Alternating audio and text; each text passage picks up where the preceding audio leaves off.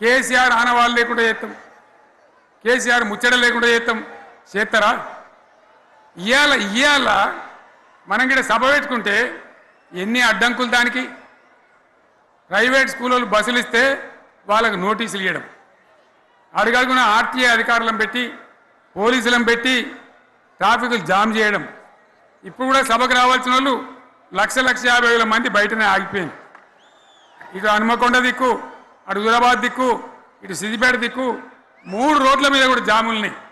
నేను అడిగిన నాయకులు ఏంటి అంటే ఇబ్బంది అవుతుంది సార్, రానిత్తలేరు, మధ్యలో ఇబ్బందులు కలిగిస్తున్నారు, కొన్ని లారీలు తెచ్చి అడ్డం పెట్టాను పనికిమాలని అని చెప్పి జామ్ అయిపోయి అక్కడనే ఆగిపోయింది.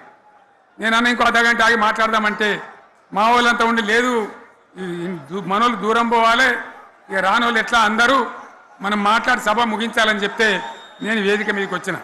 ఇన్ని అడ్డంకులు ఇంత కడుపు ఆపుతారా?